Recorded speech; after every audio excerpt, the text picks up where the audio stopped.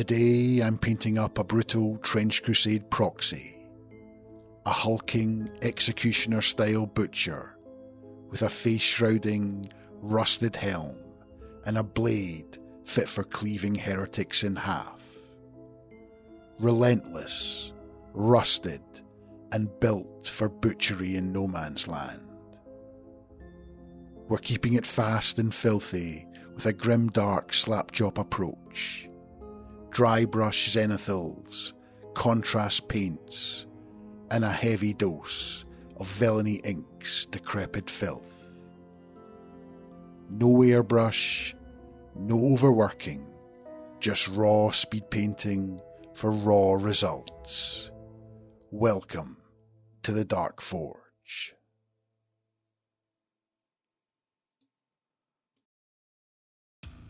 Hey guys, welcome back. Today I've got another Trench Crusade speed painting video for you. And again, it's another Proxy model that I found online. And as soon as I saw it, I had to buy it and get it printed out and get it painted up, as I thought it'd be perfect for another really cool proxy for a Trench Pilgrim or Communicant. And on a side note, this was another one of those giant 30cm tall models, similar to the Artillery Witch that I painted in my last video. However, I scaled this one down to 40% of the original size to bring in line with the rest of my Trench Crusade models. And before I got the model primed, I wanted to make a couple of quick modifications. Firstly, the right hand panel of the helmet is sculpted to be more of a flesh texture, and I wanted the entire helmet to be rusty, so I just went in with a scalpel and scraped away as much of this texture as I could. The model was hollow, so I didn't have too much to work with, and once that was done, I wanted to add some additional rust effects to the helmet and the sword, just to make them look extra crusty and rusty. And I started off using some Vallejo putty, but decided that wasn't quite gritty enough, so moved on to using some textured basing paste, which is perfect for the rust effect. And I'm just going to apply this randomly to a few places, more specifically anywhere that I want to be extra rusty.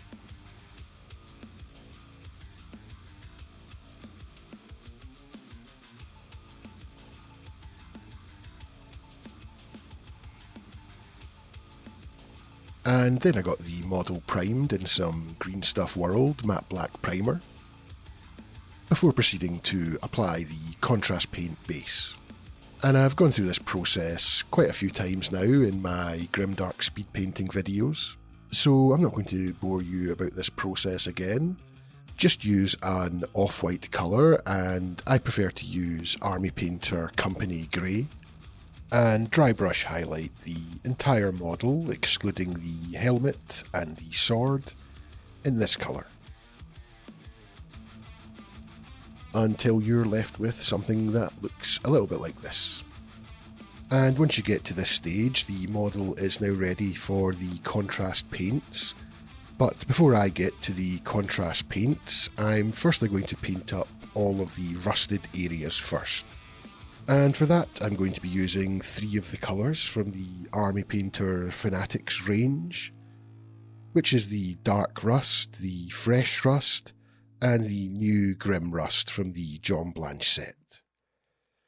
And I'm just going to be stippling these 3 colours on randomly to all of the rusted areas, and this should build up a really simple yet effective rust base, which should end up looking really nice and crusty thanks to the previous step of adding the textured basing paste.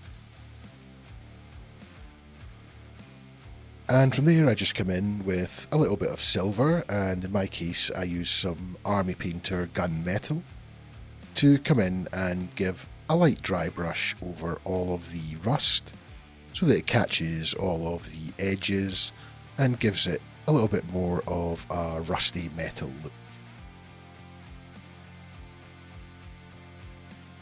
Now that the base for the rust had been completed, It was time for the easiest part, which is to paint in the rest of the model with some contrast paints.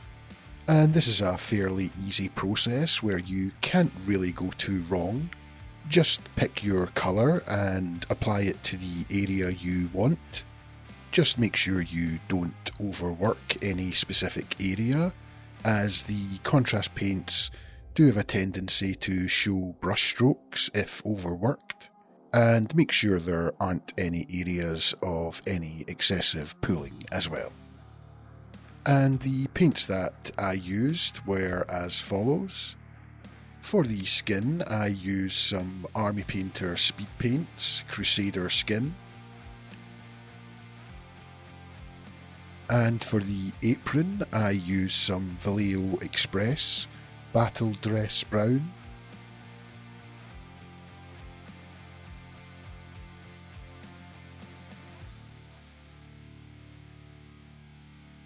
For the boots and the small leather section on the upper part of the back, I used some Vallejo Express Muddy Ground.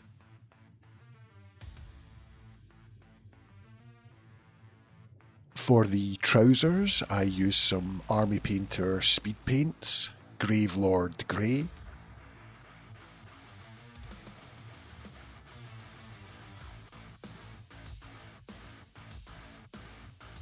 And for the gloves, I used some Vallejo Express Mummy White.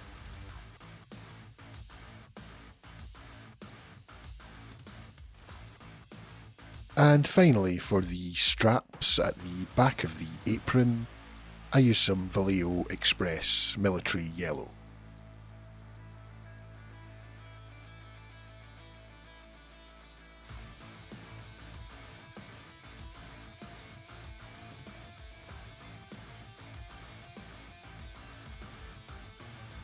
Now that all of the colours had been blocked out, I'm going to go in with some Citadel Pallid Witch Flesh, mixed in 50-50 with the skin tone I used, which was the Army Painter Speed Paints Crusader Skin.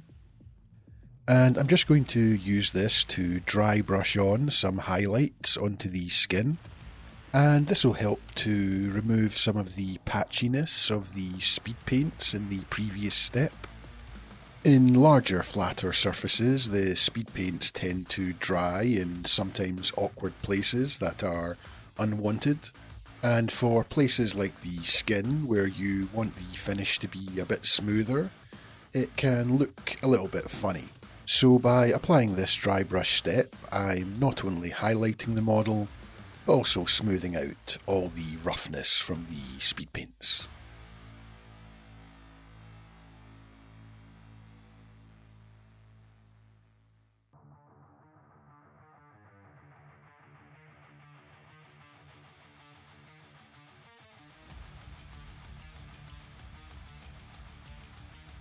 Next it was time to apply some shade and that Grimdark touch, and for that I'm going to be using some Villainy Inks Decrepit Filth, and I'm just going to be using this undiluted and applying it to all parts of the model, apart from the rusted areas, which I'll only apply in select areas, more specifically to the areas that I applied the textured basing paste. And this will just help to apply a little bit of surface finish variation to the rust. And I'm not actually going to perform the removal process on this model. I wanted to keep the model nice and dark, and I was fairly happy with the way the model was looking, so decided just to skip that part of the process. And while I let the enamel wash dry, I decided to start work on the base. And just to show you how I build some of my Trench Crusade bases, for the most part I use STL files, normally starting from a cracked earth base, which I find is a really great generic base that can be used for almost any game or model. And then I just print out a bunch of Trench Crusade style bits, like some barbed wire and crosses and sandbags, and then just arrange them on the base until I'm happy. And then I'll glue them on and use some textured basing paste to hide any gaps between the bits and the base itself. And I'll just paint up this base in exactly the same way as I did the model, by applying a zenithal highlight and then using contrast paints to block in all of the colours. And before attaching the model to its base, I first of all wanted to add some final Grimdark touches by adding some blood and gore effects. And to do that, I'm going to be using some Army Painter dried blood. And a quick tip for applying some blood effects is to firstly apply some white spirits to the area you want the blood to be applied to. And you'll notice when you then try and apply the blood to the area with the white spirits that the paint really doesn't want to come off the brush unless you really force it to by applying quite a bit of pressure.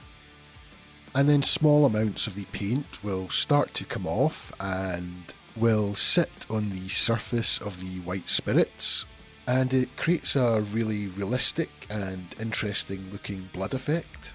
And I much prefer doing this than just going straight in with a stipple, as stippling with the blood effect can be somewhat inconsistent and can be easy to ruin the area. But by doing it this way, you can build it up slowly and it gives a much more realistic looking result. And that's the model now complete. And I hope you enjoyed and found this video useful, and if you did, don't forget to like and subscribe, and leave a comment down below letting me know what you think. And as always, a big thank you to all of my Patreon subscribers, and I'll see you in the next one. I left alone, my mind was blank. I needed time to think, to get the memories from my mind. What did I see? Can I believe that what I saw that night was real and not just fantasy? Just what I saw in my old dreams were the reflections of my Walkman staring back at me.